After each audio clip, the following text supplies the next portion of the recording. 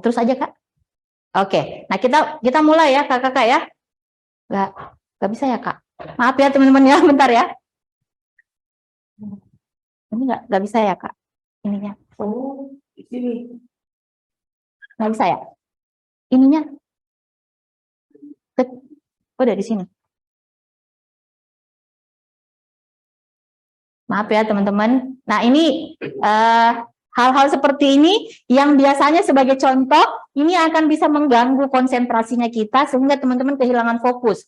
Dan biasanya teman-teman panik nih. Nah ini hati-hati ketika teman-teman dalam kondisi seperti ini, jangan pernah terpengaruh dengan kondisi yang ada di sekitar kita, terutama ketika ada challenge yang dihadapi. Tetap tenang aja ya, tetap tenang aja. Oke, saya izin lanjut ya. Boleh Kakak Mika dibantu ya?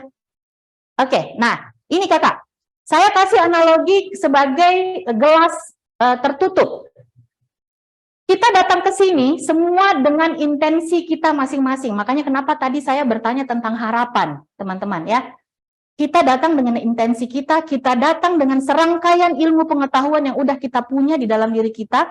Maka saya tidak akan mengajak teman-teman untuk, kalau yang tempat-tempat lain kan biasa sering bilang, mari kita kosongkan gelas kita. Kalau saya mengajak teman-teman untuk mari yuk kita, kalau yang tadinya gelasnya masih tertelungkup seperti gambar ini, saya ajak teman-teman untuk kita buka gelasnya, gelas hati kita, gelas pikiran kita. Kalau yang gelasnya udah kebuka tapi selama ini ada tutupnya, saya ajak teman-teman untuk buka dulu tutupnya selama 1 hari ini. Kalau gelasnya kapasitasnya udah nggak muat, kopinya udah penuh, tehnya udah penuh, saya ajak teman-teman mungkin ada di tempat Anda atau di ruang hati teman-teman, di ruang pikiran teman-teman ada gelas yang lebih besar, yuk saya ajak teman-teman untuk membesarkan itu. Mencari yang lebih besar sehingga apa yang Anda miliki hari ini itu bisa dengan hari ini ditambah lagi, diperkaya, kemudian nanti dipercantik lagi ya teman-teman ya. Oke, nah selanjutnya teman-teman, seharian ini saya akan menganut, jadi selama saya membawakan materi sudah kurang lebih hampir lebih dari 10 tahun saya menjadi trainer teman-teman, dan teknik yang saya gunakan adalah, mungkin teman-teman yang berkecimpung di dalam dunia pendidikan juga sudah sangat paham dengan ini ya. Ada yang namanya teori blended learning gitu ya. Jadi 10% itu hanya 10% dari keseluruhan sesi kita hari ini itu mungkin lecture, teman-teman, sedikit aja. 20%-nya nanti teman-teman kita belajar bareng-bareng gitu ya, kita berinteraksi 2 arah, nanti mungkin satu dengan yang lain juga mungkin bisa saling memberikan feedback gitu ya, dan 70%-nya kita latihan. Jadi jangan heran teman-teman kalau hari ini kita bukan nyatet doang ya, bukan cuma mencatat saja, tapi saya ajak teman-teman di tempat masing-masing silahkan langsung berlatih. Pun kita tidak ketemu secara langsung, mudah-mudahan dengan suara saya, mudah-mudahan dengan postur saya hari ini bisa menjadi referensi buat teman-teman sehingga ini bisa menjadi dasar untuk teman-teman mencari tahu lebih banyak lagi tentang bagaimana public speaking itu, ya. Oke, saya lanjut teman-teman. Nah, ini role-nya kita teman-teman ya. Kenapa saya panjang di awal? Karena ini adalah sebuah mindset. Ini adalah sebuah mindset. Dalam proses kita belajar, dalam proses kita membuka hati, pikiran kita, ada beberapa rule yang mari kita sepakati bersama-sama. Yang pertama, mari kita saling menghargai, ya. Mari kita setiap teman kita yang ingin menyampaikan pendapat, yang ingin kemudian memberikan pengalaman-pengalamannya, mari kita hargai itu sebagai sebuah proses, ya. Kemudian ada hal-hal juga yang barangkali tidak membuat kita nyaman di dalam prosesnya, mari kita hargai itu semua.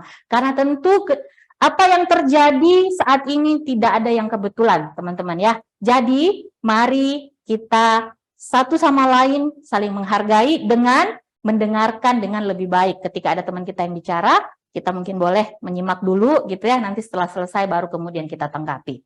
Kemudian yang kedua kita hadir penuh. Kenapa hadir penuh ini penting? Apa sih makna dari hadir penuh, teman-teman? Seorang public speaker itu harus punya fokus yang baik. Ya, maka kehadiran penuh itu penting. Hadir penuh itu bukan cuman jasadnya kita aja yang hadir, atau bahkan kalau kita secara daring ada tuh ya, yang biasanya kalau perkuliahan, ini saya ingat ya, beberapa kalau training dia bikin foto yang seolah-olah dia ada di situ, kemudian itu dijadikan latar. Jadi seolah-olah dia hadir di situ. Itu hadir secara foto, bukan hadir penuh ya. Nah, kenapa saya ajak teman-teman di awal untuk mengaktifkan video? Karena dengan teman-teman berikhtiar akan hadir di sini, maka saya yakin teman-teman juga ingin berlatih. Nah, supaya saya bisa melihat bagaimana proses berlatih teman-teman dan kemudian kita bisa saling memberikan feedback, maka itu yang kita harapkan bisa terjadi hari ini ya. Yang ketiga, kita bersabar dan kita percaya pada prosesnya. Saya yakin teman-teman semua yang tadi saya sampaikan di awal bahwa kita semua yang hadir di ruangan ini punya serangkaian pengalaman, ya. Dan hari ini tentu yang saya sampaikan bukanlah satu-satunya teori yang pamungkas untuk public speaking, gitu ya. Tapi ini adalah proses kita belajar. Pemahaman saya tentang public speaking mungkin juga berbeda sudut pandangnya dari apa yang teman-teman pahami saat ini. Bukan berarti salah, ya. Tetapi kita mari memperkaya sudut pandang kita. Maka mari kita bersabar dengan prosesnya. Kalau teman-teman ada rasa tidak nyaman, ikuti aja dulu, gitu ya. Ikuti aja dulu, nanti insya Allah akan dapat hikmah. Kalau memang niat kita di awal tadi memang sudah ingin belajar, ya. Kemudian yang ketiga, kita aktif, kita berpartisipasi, dan kita berani mencoba. Jangan takut. Makanya kenapa saya nanti selama dalam sesi ini akan banyak sekali mention teman-teman, akan mencolek-colek gitu teman-teman yang ada di luring ya. Karena kalau di daring sih, di luring mah enaknya, di daring yang biasanya, apalagi kalau videonya nggak aktif gitu ya, saya mana tahu apa yang udah dipahami gitu ya. Jadi supaya bisa menyetarakan pemahaman, dan saya bisa lanjut lagi ke sesi materi berikutnya, maka saya biasanya suka colek-colek teman-teman ya. Jadi mari kita berani mencoba ya. Kemudian yang ketiga, kata guru saya waktu saya pertama kali belajar public speaking itu tahun 2006 ya, 2006. Guru saya bilang begini, kalau kita terlalu serius, bentar lagi kita jadi bego. Gitu katanya teman-teman. Jadi hari ini ya itu akan jadi hashtagnya kita adalah bersenang-senang ya. Public speaking itu menyenangkan teman-teman. Berbicara di depan publik, berbicara di depan umum itu adalah hal yang menyenangkan. Pasang mindset itu dulu di dalam pikirannya kita. Kalau udah itu terpasang, maka segala proses yang kita lalui itu akan menyenangkan. Oke, setuju? Boleh saya dikasih jempol dulu? Kita lihat dulu peserta jempolnya mana? Yuk, boleh dikasih emoticon. Saya balik kanan lagi ya. Balik kanan supaya saya bisa ngelihat. Udah, oke, baik. Udah semua jempol ya. Kita mulai ya, teman-teman ya. Ini baru mau mulai loh. Mau mulai. Sekarang udah jam berapa? Udah 9.33. Oke, tenang. Nah, yuk mari kita lanjutkan, teman-teman. Saya akan mulai dengan salah satu. Saya baca artikel teman-teman, di dalam artikel itu bilang begini, ini aneh tapi nyata. Katanya, menurut sebagian besar penelitian, ketakutan nomor 1 setiap orang adalah berbicara di depan umum. Ternyata itu lebih tinggi jumlah orang yang takut bicara depan umum daripada kematian. Ini survei ya, ini dilakukan di Amerika, beberapa survei ada dari Chapman University, ada dari beberapa lembaga-lembaga training yang kaitannya dengan public speaking. Itu mensurvei kurang lebih 3.000 sampai 5.000 orang. Ternyata ini hasilnya teman-teman. Aneh ya, katanya aneh begitu. Tapi apakah itu terjadi juga di Indonesia? Saya nggak tahu. Tapi kalau sependek yang saya pahami, beberapa kali sesi public speaking training saya jalankan, teman-teman, hampir semua peserta saya bilang itu benar katanya. Kayaknya public speaking itu adalah sebuah momok buat orang yang tidak terbiasa berbicara. Nah, ini seperti apa? Mari nanti kita coba cek-cek di ruangan ini ya, apakah benar seperti itu gitu ya. Nah, oke, baik teman-teman. Nah, berikutnya saya cerita sedikit ya. Pengalaman pertama saya berbicara di depan umum. Ini jujur aja teman-teman, kalau bicara non formal, saya udah biasa dari kecil. Saya diskusi bareng ayah saya, bareng orang tua saya itu sudah lancar ya. Tapi yang benar-benar saya pada saat saya berusia dewasa, kemudian saya belajar public speaking yang betul-betul di depan orang secara formal, itu pada saat pertama kali saya di challenge di farmasi Universitas Hasanuddin ya. Ini saya di-challenge untuk jadi MC penyumpahan apoteker. Nah, itu tahun 97 atau 98 gitu ya. Itu tahu nggak teman-teman? Saya tidak punya sama sekali pengetahuan bagaimana menjadi seorang MC. Ya kalau dulu zaman sekolah kan biasa lah ya, kita jadi protokol. Pada saat upacara itu kan digilir ya, itu udah biasa. Tapi bagaimana jadi MC penyumpahan, saya benar-benar blank, nggak tahu apa-apa teman-teman. Apa yang terjadi? Pengalaman saya nekat aja. Karena memang dasarnya saya orangnya berani mencoba, itu yang pertama ya. Saya berani mencoba, saya nggak takut salah, itu dulu. Modal yang ternyata itu modal awal teman-teman. Nah, walhasil apa? Berantakan. Berantakan. Saya nggak tahu siapa yang waktu itu disumpah ya, senior angkatan berapa gitu. Tapi alhamdulillahnya karena ya mungkin orang maklum gitu ya, karena kita juga baru pertama kali, nggak ada itu yang menghina gitu ya. Drama saya di pikiran saya, waduh maaf ini acara penyumpahan paling buruk kayaknya gitu ya.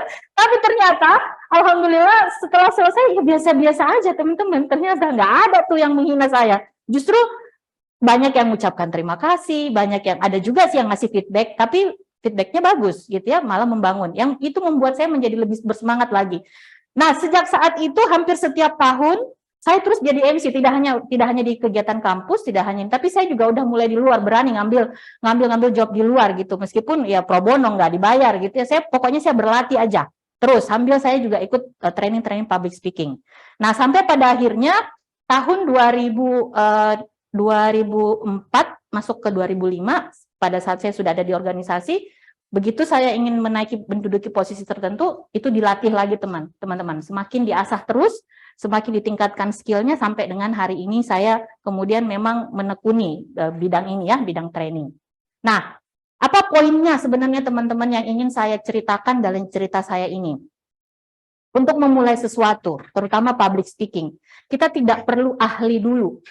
Apalagi kalau kata Kak Sukma tadi, mungkin kalau bicara oke gitu ya, tapi berpenampilan, wah gimana? Nah, satu yang saya coba share ke teman-teman melalui story saya adalah, rasa percaya diri itu bisa muncul ketika kita menerima diri kita apa adanya, teman-teman.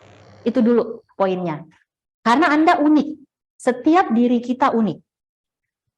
Kalau teman-teman menganggap orang lain lebih baik daripada diri teman-teman, maka mungkin ada hal yang perlu teman-teman ngobrol sama diri sendiri gitu. Nah, percaya diri itu muncul bukan karena teman-teman udah memiliki apa, tapi apa yang sudah teman-teman miliki saat ini, itulah kekuatan Anda. Dan pakai itu untuk kita kemudian lanjut belajar terus. Seperti itu pembukanya ya, teman-teman ya. Nah, selanjutnya. Ini kalau kita bicara, kan orang selalu tanya tuh, kenapa sih public speaking penting gitu ya? Apa yang membuat public speaking ini begitu jadi momok buat orang-orang di luar sana gitu? Mudah-mudahan di AI nggak ada seperti itu ya. Kita hanya memantapkan saja di ruangan ini ya. Katanya ada 3 alasan teman-teman. Yang pertama adalah kita mau memenangkan forum, to win over the crowd gitu. Katanya kita mau memenangkan situasi kerumunan gitu. Di forum yang banyak kita mau tampil baik gitu ya. Itu yang pertama. Itu juga mungkin sudah disampaikan tadi oleh Kak Sukma ya, dengan Kak Fajar. Kemudian yang kedua adalah bagaimana memotivasi orang lain. Ingin memotivasi orang lain. Nah, saya mengawali keberanian saya teman-teman untuk bicara tidak lagi sebagai MC, tapi sudah mulai masuk menjadi trainer. Salah satu alasan saya pertama kali adalah yang nomor 2 ini. Dengan serangkaian pengalaman yang saya miliki, saya pernah di-challenge oleh atasan saya, dia bilang begini, kalau kamu pintar sendiri, itu berarti kamu belum pintar. Gitu katanya. Tapi waktu itu saya bilang, ilmu saya belum cukup. Kata guru saya bilang begini, ilmu itu nggak bakal pernah cukup. Maka kamu perlu melakukan 3 hal katanya. Belajar, lakukan, dan ajarkan. Nah, ini yang memotivasi saya, teman-teman. Akhirnya saya makin memantapkan diri saya untuk belajar public speaking lebih baik. Yang kedua ya. Yang ketiga, untuk memberikan informasi. Ini seperti yang disampaikan Kak Fajar ya. Nah, ternyata sama ya. Hampir semua orang juga begitu, mau menyampaikan sebuah informasi dengan lebih jelas. Maka kita perlu alasan kenapa kita harus belajar public speaking. Nah, mudah-mudahan ini juga sama alasannya dengan teman-teman semua ya. Dan inilah yang 3 terbesar. Nah, sekarang Saya mau ajak lagi satu orang lagi yuk. Boleh dong, sambil juga teman-teman yang lain saya ajak buka buku catatannya, ya, buka buku catatannya. Mari yuk sama-sama kita jawab pertanyaan ini. Tapi saya minta satu orang untuk bisa bantu saya berinteraksi, untuk bisa jadi apa ya, istilahnya pemantik buat teman-teman yang lain kalau mungkin nggak punya ide. Apa sih tantangannya selama ini dalam melakukan public speaking? Boleh satu orang? Kakak Mega, boleh saya dibantu? Dengan Kak Hilal. Boleh Kak Hilal diaktifkan mic-nya? Boleh Kak diceritakan saat ini apa tantangannya Kak Hilal dalam melakukan public speaking? Silakan.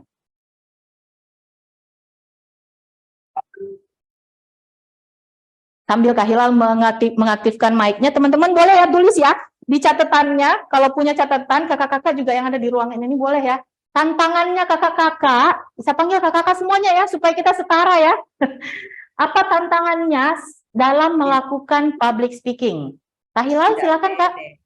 Yang jelas tidak pede. Tidak pede, siap. Bu Ija ya? Iya, tidak Ya, pede. silakan. Tidak pede, oke baik. Kak Hilal, apa tantangannya Kak? Assalamualaikum warahmatullahi wabarakatuh. Waalaikumsalam warahmatullahi wabarakatuh. Ini Pak ya. Silakan Kak Hilal.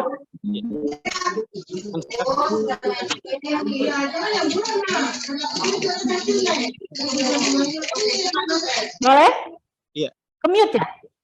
Silakan Kak Hilal.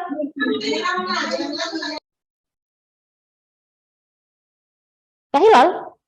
Masih adakah di ruang? Jangan saya tanya langsung ngumpet gitu. Enggak ya? Jangan takut Kak. Oke. Oh, kemute. Oke. Ya. Siapa lagi yang bisa kalau kemute? Tidak pede sebenarnya. Oh, udah muncul Kak Hilalnya. Oke, silakan Kak Hilal. Iska.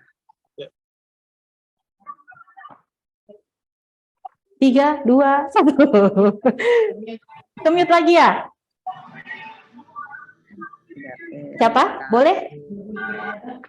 Kak Sulhija ada? Kak Sulhija ada boleh sambil Kak Hilal coba ini ya, coba mengkondisikan situasinya. Kak Sulhija, boleh silakan Kak?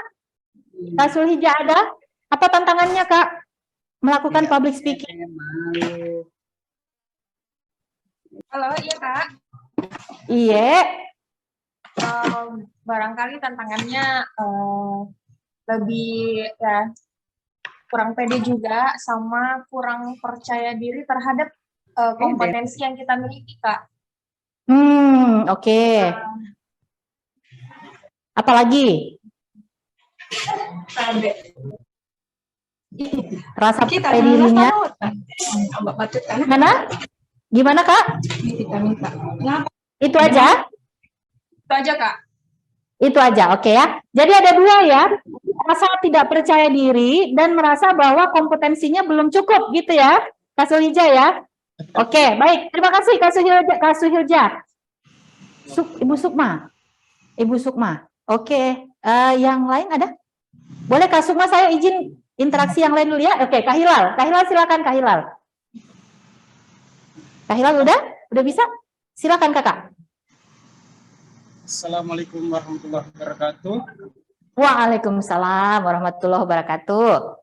Barangkali tantangannya Kak, ketika saya melakukan public speaking, yang pertama grogi karena pengetahuan ataupun keterampilan saya dalam berbicara masih kurang.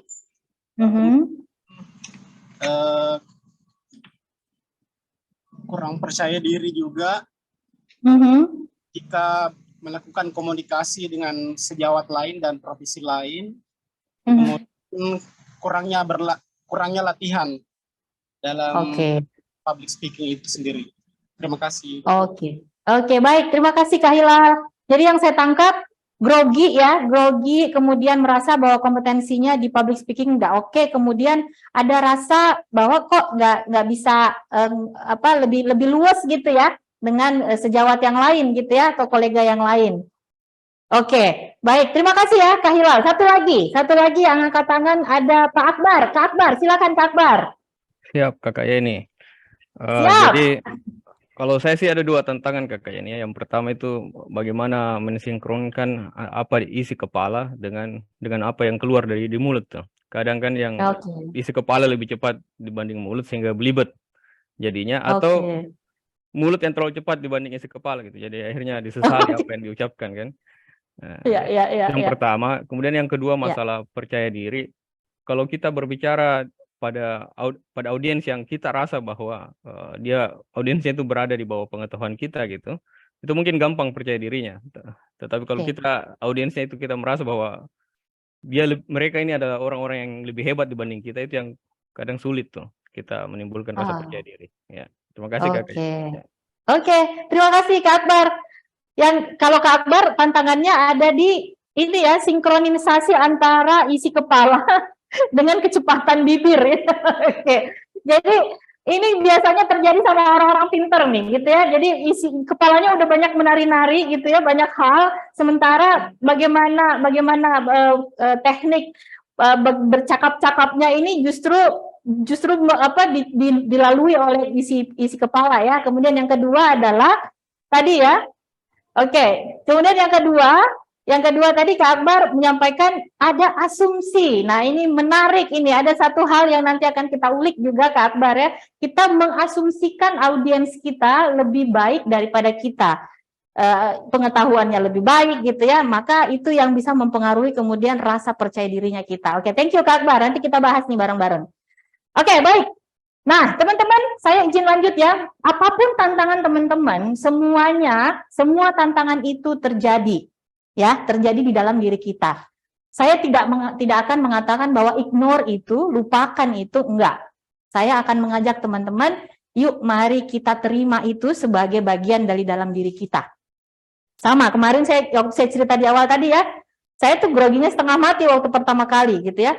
Tapi satu hal bahwa kalau kita punya kesadaran diri yang baik bahwa oh ternyata tantangan saya di sini. Begitu kita sudah mulai bisa mengidentifikasi tantangan kita teman-teman, kalau kata guru saya bilang begini, kalau kita udah sadar kita punya penyakit, maka 50%-nya udah sembuh. Sisa kemudian kita mencari how to-nya supaya tantangan yang kita hadapi itu bisa kita atasi. Oke ya teman-teman? Nah, tadi saya udah tanyain ya, apa yang teman-teman dapatkan dari sesi ini ya. Jadi silakan jadikan itu sebagai acuan teman-teman. Karena saya mau analogikan teman-teman pada saat kita belajar tuh, kalau kita punya tujuan sama seperti kita naik ojol. Saat buka aplikasi ojol, yang paling pertama ditanyain apa teman-teman? Where to go ya, mau kemana? Jadi kalau teman-teman hadir saat ini nggak punya tujuan, jangan disalahkan prosesnya ketika teman-teman nanti tidak mendapatkan apa-apa. Tapi kalau udah punya tujuan emang di awal, ya ada yang ingin dituju, maka apapun materi yang saya sampaikan, teman-teman akan mengarahkan kepada tujuannya. Jadi mari kita punya tujuan dulu. Paling enggak hadir di sini mau ada SKP kan? Ya akhir sesi dapat SKP gitu ya. Minimal itu dulu gitu ya. Oke, baik teman-teman. Nah, ini kalau hasil dari tantangan-tantangan tadi juga ada yang bilang seperti ini ya. Ini dari saya rangkum dari beberapa kelas sesi public speaking yang saya bawain. Ada dari 4 yang paling banyak nih. Yang pertama dia bilang saya selalu gemetar saat berbicara di depan orang banyak. Gemetar, nervous gitu ya. Nah, ini kan respon tubuhnya kita gitu ya. Kemudian yang kedua, saya akan dipermalukan jika tidak bisa menjawab pertanyaan dari audiensnya saya.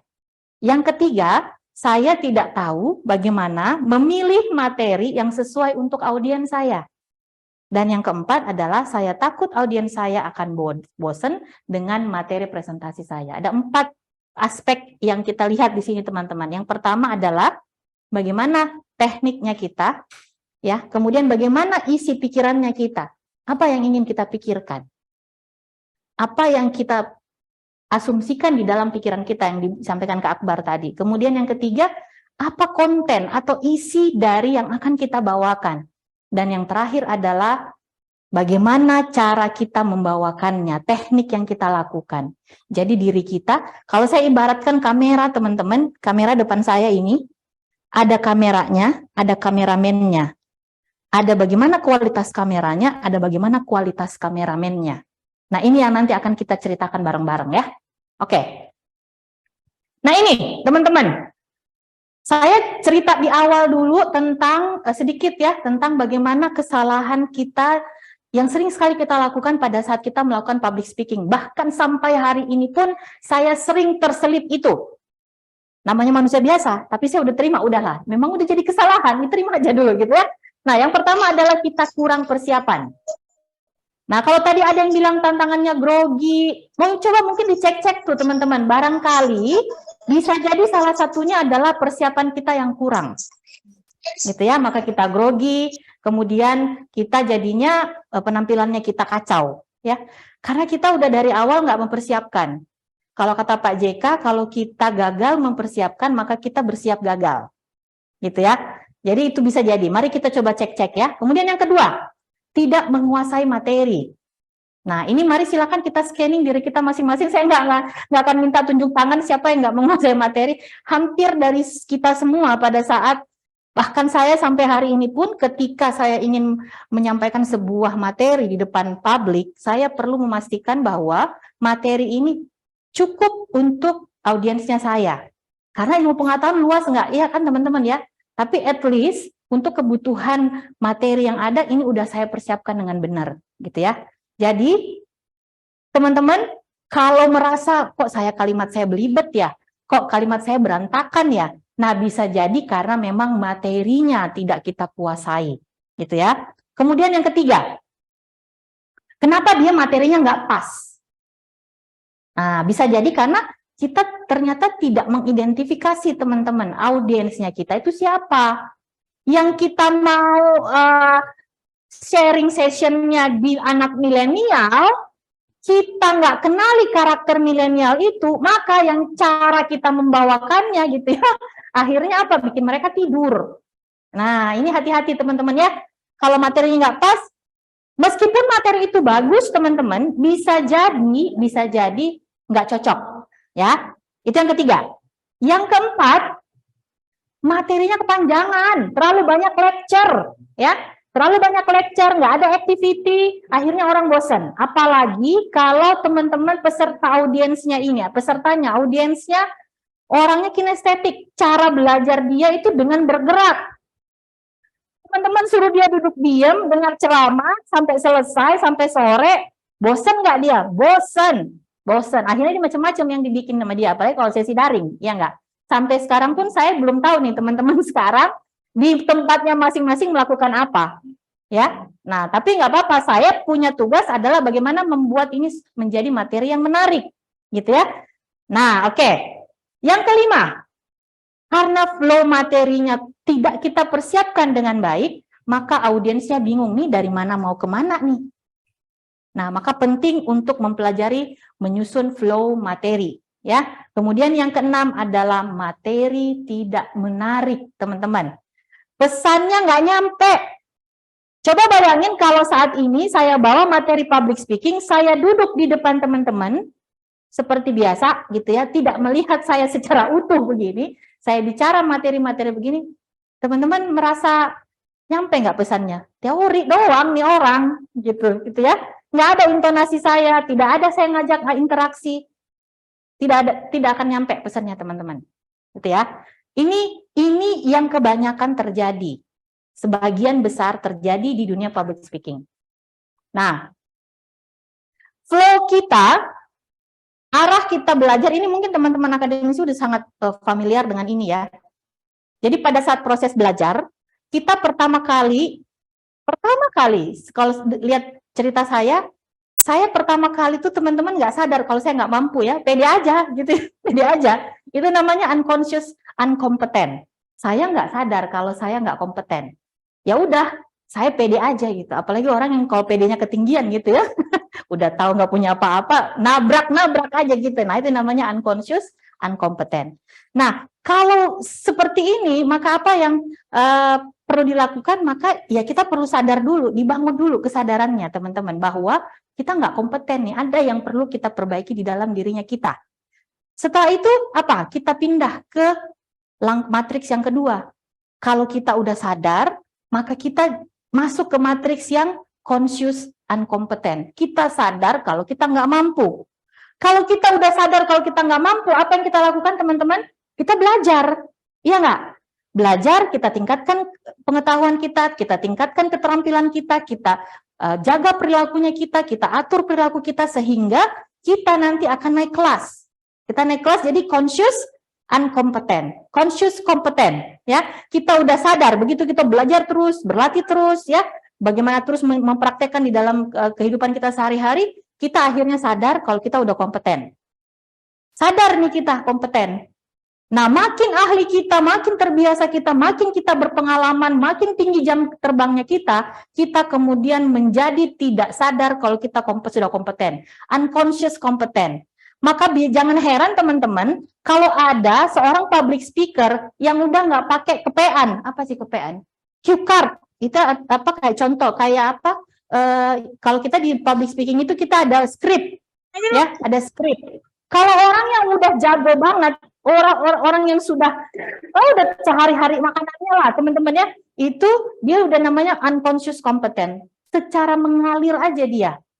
Nah ini tujuan kita ya, sampai ke sana teman-teman. Jadi mari kita jalani milestone-nya, nggak apa-apa. Sekarang kita kalau kita yang tadinya sadar bahwa kita belum kompeten, nggak apa-apa, itu bagus, itu adalah starting point yang baik.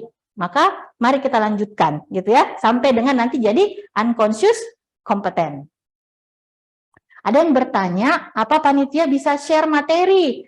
Boleh, tapi nanti. Kita belajar dulu teman-teman, karena kalau saya kasih materinya di awal, teman-teman jangan belajar. Jadi nanti kita ikut dulu, latihan dulu, setelah selesai materi ini, begitu mau terima sertifikat, materinya udah dikasih, saya kasih, sekaligus dengan bagaimana praktiknya nanti ya. Nah, nanti akan saya kasih di belakang, tenang. Fokus aja dulu, gitu ya, fokus aja dulu dengan materi yang ada sekarang ya. Nah, teman-teman saya izin lanjut ya. Oke, mulai lagi dia. Oke. Sip. Nah, teman-teman, kenapa saya munculkan ini sedikit aja. Kenapa saya sampaikan materi ini? Biasanya saya sampaikan di materi kalau saya kasih materi public speaking untuk para leaders, para top leaders. Jadi beberapa organisasi itu memang tetap minta gitu ya, level C-nya, level chief-nya, level senior manager ke atas itu dilatih lagi kembali. Nah ini sering saya sampaikan. Kenapa saya sampaikan ini di awal kepada teman-teman? Karena apoteker itu adalah seorang leader. Suka atau nggak suka, teman-teman adalah leader. Tidak ada satupun layanan kesehatan yang tidak membutuhkan apoteker. Saya cerita, kenapa saya kemudian cepat sekali karir saya pada saat saya ada di profesional kefarmasian, karena saya satu-satunya apoteker, teman-teman. Nggak ada lagi jalan lain. Mau ngapain coba? Siapa yang bisa jadi kepala instalasi? Ya udah apoteker, karena memang aturannya begitu. Nah, sekarang pertanyaannya adalah, apakah kita jadi force leaders, kemudian tidak mau belajar, terutama bagaimana menyampaikan pesan, maka kita perlu sadar dulu, satu kesadaran kita bahwa suka atau nggak suka, kita sebagai seorang apoteker adalah seorang leaders. Kalau sekarang kita belum punya tim, kalau istilahnya anak buah gitu ya, belum punya bawahan, minimal kita adalah leaders untuk diri kita sendiri. Kita adalah pemimpin untuk diri kita sendiri. Maka apa yang perlu kita punyai dulu, perlu kita miliki? Ada 3 hal teman-teman yang perlu ada di mindsetnya kita benar-benar kita tanamkan. Yang pertama, kita dulu nih yang harus menjadi passionate. Kita dulu yang harus semangat. Kita dulu yang harus punya cita-cita gitu. Kalau kita sendiri udah aduh loyo-loyo gitu ya, ya udahlah, biarkan hidup ini mengalir seperti apa adanya gitu. Saya jalan aja, saya kerja aja, pokoknya pekerjaan saya selesai. Bagaimana orang lain bisa menjadi passionate kalau kita sendiri kelihatannya seperti itu, gitu ya. Nah, yang kedua adalah teman-teman perlu memotivasi diri sendiri, be motivated. Nggak ada orang di luar sana yang bisa kasih kita motivasi untuk belajar public speaking kecuali diri kita sendiri. Jadi datangnya motivasi itu dari diri sendiri. Dan yang ketiga adalah teman-teman, jadilah orang yang memang menginspirasi. Kalau tadi Kak Sukma bilang, Kak Sukma melihat saya kemudian terinspirasi, alhamdulillah. Tapi sebenarnya teman-teman jangan salah ya, saya juga perlu menginspirasi diri saya sendiri setiap hari, gitu ya. Maka yang saya lakukan adalah, teman-teman kira saya selalu senang-senang terus ya, mentang-mentang saya cuma ketawa doang tiap hari, enggak, masalah saya banyak. Tapi yang saya pastikan satu, bahwa masalah itu datang karena sesuatu hal. Ada pesan dari Tuhan yang ingin disampaikan kepada saya, sehingga saya perlu menginspirasi diri saya sendiri bahwa masalah itu adalah proses belajar. Dengan 3 modal ini teman-teman kemudian akan menjadi lebih confidence. Yang pertama, pada saat teman-teman punya harapan, punya hope, punya keinginan, itu yang bisa meningkatkan percaya dirinya teman-teman. Ya. Kemudian kalau teman-teman sudah bisa memotivasi diri sendiri setiap harinya, bangun pagi, saya hari ini bahagia, saya ngomong sama diri sendiri gitu, maka teman-teman apa? Teman-teman tiap hari bisa mengevaluasi diri. Tiap pagi bangun punya harapan, tiap mau tidur, bikin jurnal syukur. Apa nih yang udah saya syukuri hari ini? Apalagi yang harus saya perbaiki? Setiap hari seperti itu. Dan yang ketiga, pada saat teman-teman udah bisa menginspirasi diri sendiri, apa perilaku yang akan muncul teman-teman? Teman-teman akan bisa menjadi model, bisa jadi contoh, bisa jadi punya ide-ide yang original. Ini semua saya sampaikan teman-teman, bukan teorinya ya, bukan teorinya, tapi inilah kenyataannya. Karena ini semua terbit dari diri kita sendiri. Sesi training ini teman-teman hanya memberikan pengaruh saja. Tapi sumbernya ada pada diri Anda. Nah, jadi kalau ini udah teman-teman bisa sadari sama-sama, maka tidak ada jalan lain selain membuat diri kita lebih baik hari demi hari. Ya, akhirnya apa? Ketika kita passionate, kita lebih komunikatif. Kalau teman-teman bilang, kenapa ada orang yang kok dia dengan santai aja bisa ngobrol dengan orang, cepat ngobrol dengan orang yang nggak dikenal gitu ya. Meskipun begitu banyak orang, dia santai aja. Ya udah, karena itu dulu, hope-nya ada. Dia punya tujuan, gitu ya. Jadi selalu punya tujuan tiap hari. Nah, kalau kita udah menginspirasi, kita sudah termotivasi, sudah memotivasi diri kita sendiri, maka apa teman-teman? Kita terus menjadi diri yang lebih baik. Kita terus membangun diri kita. Dan yang ketiga, begitu kita sudah terinspirasi oleh diri kita sendiri, sudah setiap hari punya inspirasi yang baru, maka kita akan menjadi orang yang kreatif. Inilah yang dibutuhkan dari seorang leader, teman-teman. Dan ini diawali, inilah semua dasar-dasar dari bagaimana kita bisa percaya diri untuk bicara depan umum. Terlepas dari kemampuan kita, banyak atau enggak ilmu pengetahuan kita, nggak masalah, teman-teman. Ingat, ilmu pengetahuan berkembang, iya nggak? Jadi hari ini yang ilmu pengetahuan yang benar, 10 tahun lah nanti belum tentu gitu. Jadi apa yang perlu kita lakukan? Ya 3 ini. Be passionate, be motivated, and be inspired. For yourself, ya. Untuk Anda sendiri. Oke, baik. Kita lanjut ya.